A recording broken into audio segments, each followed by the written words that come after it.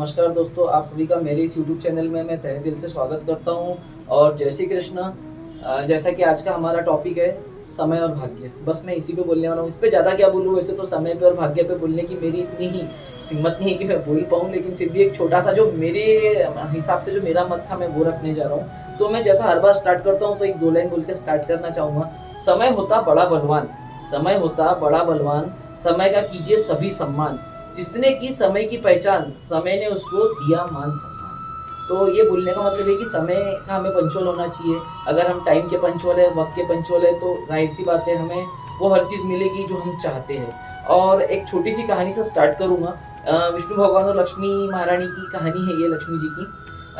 लक्ष्मी जी तो हम सभी जानते हैं कि लक्ष्मी देवी जो है वो धन संपदा, पैसे से, सारी चीज़ों से परिपूर्ण, मतलब सबको अगर पैसा चाहिए तो हम लक्ष्मी महारानी की पूजा करते हैं, लक्ष्मी देवी की पूजा करते हैं। दिवाली के दिन माँ लक्ष्मी माता की पूजा इसीलिए की जाती है कि हमारे घर में सुख शांति, धन धान्य, सारी चीज़ें परिपूर्ण रहे।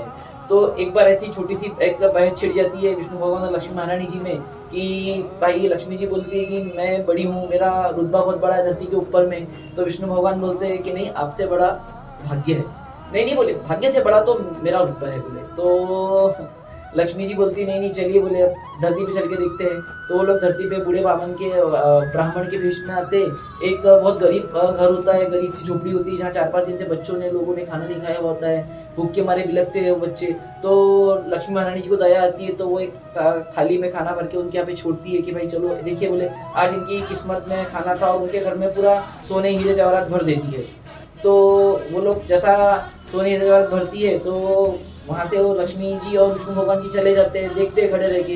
कुत्ता आता है एकदम से, जैसा बच्चा खाना खाने बैठता है, बस रोटी का पहले एक टुकड़ा तोड़ के ऐसा खाता है, तो कुत्ता पूरी की पूरी प्लेट वो रोटी लेके उसके हाथ से निकल जाता है मुंह में पकड़ के। तो फिर वो रोने लगता है। तब विष्णु भगवान बोलते देखिए बोले, देवी आपने तो इनका बोले भाग्य, इनके भाग्य में खाना स्थान नहीं, लेकिन आपने बोला कि नहीं इनका भाग्य में प्रबल कर दूं, तो उन्हें खाना नहीं मिला। और जो धन संपदा लक्ष्मी महारानी उनके भर के जाती है, रात में आके चोरी चोरी करके लेके चला जाता है।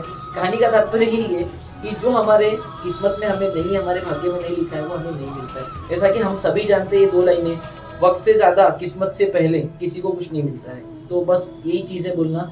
मेरा बोलना ये है कि जो लोग ये मानते हैं ना कि हमारी किस्मत में नहीं लिखा है और हमें नहीं मिलेगा, तो प्लीज ये सब आप वरना अपने मन से निगेटिविटी निकाल दीजिए। देखिए हम हमारा भाग्य खुद मजबूत करते हैं। हमारा भाग्य जो है ना, हम हमारे भाग्य का रचयिता खुद है। उसका रीजन सिर्फ इतना सा बोलना है, हमारे भाग्य का रचयिता खुद है। उसका मीनिंग ये है कि हम अगर कड़ी मेहनत कर सकते हैं ना, कड़ी मेहनत करके हम हमारे भाग्य को प्रबल कर सकते हैं, हम हमारे भाग्य को एक अच्छे लेवल पे लेके आ सकते हैं। जैसे श्री कृष्ण भगवान ने गीता के 2 अध्याय के 47वें श्लोक में बोला है कि आप कर्म करिए, कर्म पे आपका पूरा हक है, कर्म पे आपका पूरा हक है, आप कर्म करिए, फल की इच्छा मत रखिए, क्योंकि फल तो मिलेगा ही ना। जब हम कर्म करेंगे तो जाहिर सी बात है हमें फल मिलेगा, और फल देने वाले तो वो बैठे हैं ना। तो उसी तरह ठीक हमें मेहनत करनी है, और अगर कोई चीज हमारी किस्मत में नहीं है ना, तो उसके पीछे मत भागिए।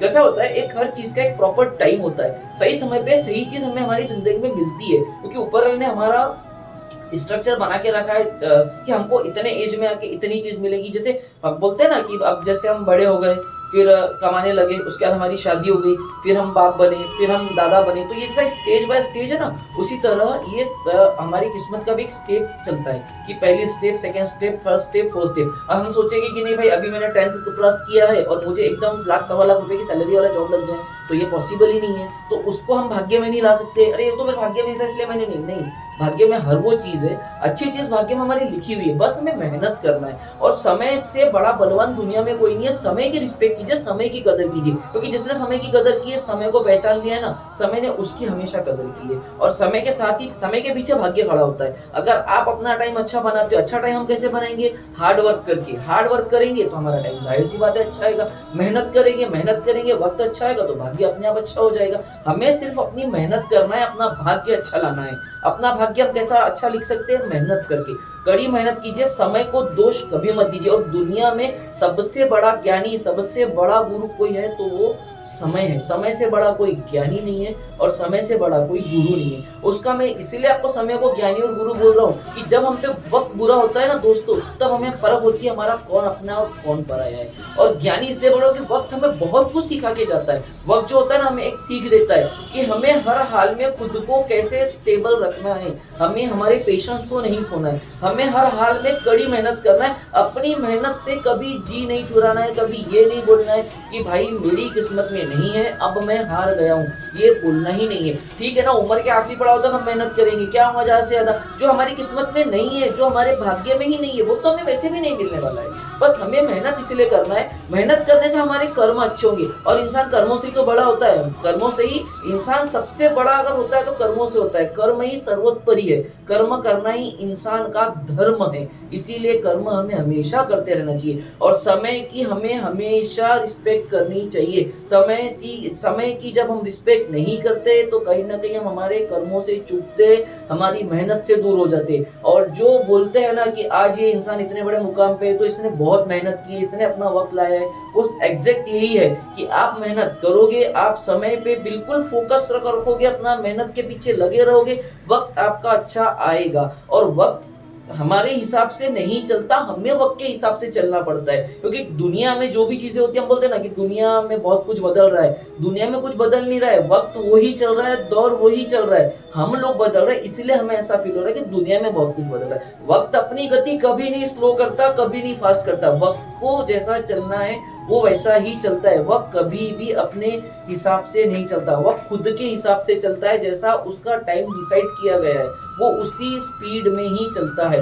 बहुत लोग बोलते हैं उसका वक्त अच्छा था इसीलिए फास्ट आ गया, हमारा वक्त खराब था इसलिए आज स्लो चल रहा है। नहीं, वक्त सभी के लिए समान होता है, बस वक्त कदर उन लोगों की करता है जो मेहनत करते। और वापस से फिर से यही बोलूंगा, अगर आपके भाग्य में कोई चीज नहीं लिखी है तो उसके पीछे मत पड़िए, उससे मत लड़िए। समय से लड़ाई नहीं कर सकते हम, समय से जिसने लड़ाई की है ना वो हमेशा हारा है। समय के साथ चलिए, समय को पहचानिए और कड़ी मेहनत कीजिए। कड़ी मेहनत करने से आपका वक्त अच्छा आएगा, वक्त अच्छा आएगा तो आपका भाग्य पक्ष भी अच्छा होगा, और जब हमारा भाग्य अच्छा होता है तो हमें वो हर चीज मिलती है जिसके लिए हम डिजर्व करते हैं। ऊपर वाला आपको सिर्फ वही देता है जितना आपकी किस्मत में लिखा है, क्योंकि आप अपनी किस्मत, हम हमारी किस्मत में बहुत कुछ लिखा के लाते हैं ऊपर से, लेकिन बहुत से लोगों को नहीं मिलता। उसका रीजन होता है वो उतनी मेहनत नहीं कर पाते। आप मेहनत करोगे तो आपको आपका भाग्य बिल्कुल आपका साथ देगा। बस मेरा यही बोलना है। और अगर मेरी इस बात से किसी को कुछ भी बुरा लगा हो तो मैं हाथ जोड़ के माफी मांगना चाहूंगा।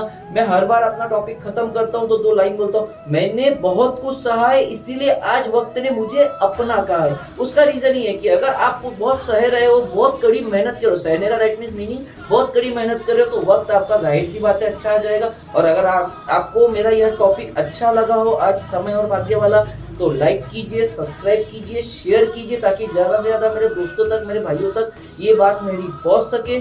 और हर बार की तरह जय श्री